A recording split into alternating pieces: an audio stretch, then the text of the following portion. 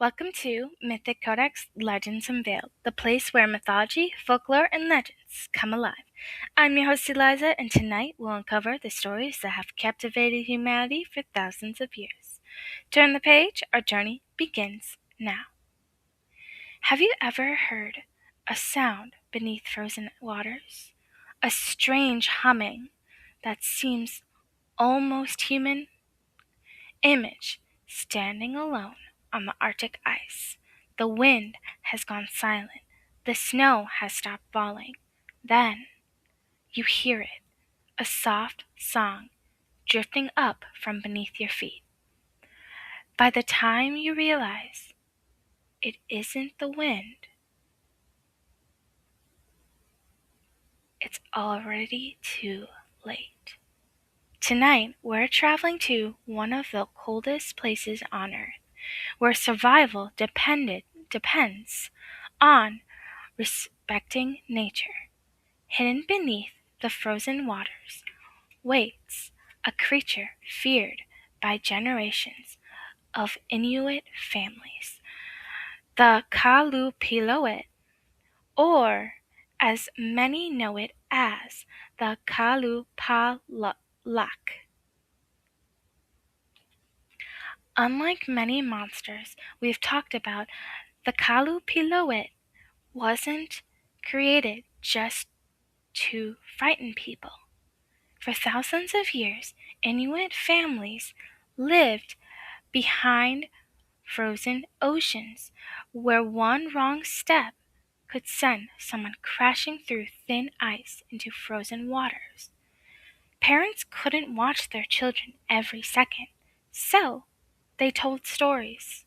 Stories about something waiting beneath the ice, something that watched, something that listened, something that collected children who wandered too close to the shoreline. The legend became a way to teach children to respect the sea and survive in one of the harshest environments on Earth. Descriptions changed depending on who's telling the story. Some say it has green, slimy skin. Others describe scales, webbed hands, long black hair tangled with seaweed, glowing eyes, and claws long enough to hook into the ice. Many legends say it wears an amulet, that the traditional Inuit parka with a large pouch on the back where Inuit mothers carry babies. Except the Kalupiloit doesn't carry its own children. It carries the ones it steals. Is the Kalupiloit male or female?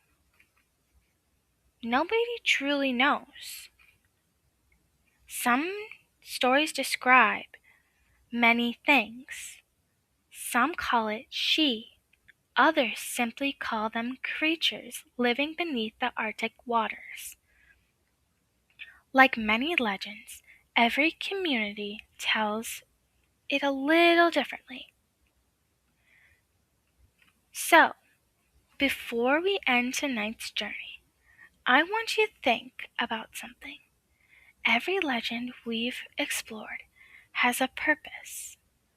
Some were created to explain the unexplainable.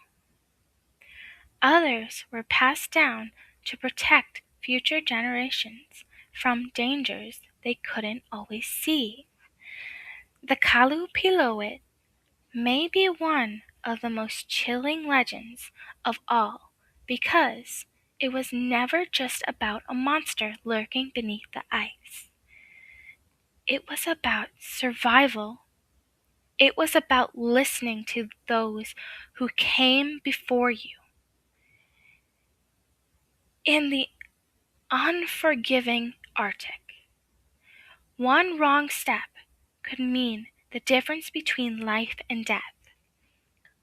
And stories like this helped In shore, children respected the frozen sea. But here's the question I want to leave you with. What if every legend begins with a grain of truth? What if, hundreds of years ago, children really did vanish without a trace? What if all that remained were footprints leading toward the ice and silence? Would you believe they simply fell through? Or would you believe something was waiting beneath the frozen water? Even today, many Inuit elders continue to share the story of the Kalupiloit, not because they expected everyone to believe in monsters, but because they know that the ocean demands respect. The legend lives on because it's a warning still matters. Now, close your eyes for just a moment. Image standing alone on the frozen shoreline. The Arctic wind has fallen silent, snow drifting gently around you. Beneath your feet stretches an endless sheet of ice over water, so dark you can't see the bottom. Then you hear it, a soft, haunting melody rising from beneath the ice. It's beautiful, almost comforting. You take one step closer. Crack! The ice shifts beneath your boots. You look down.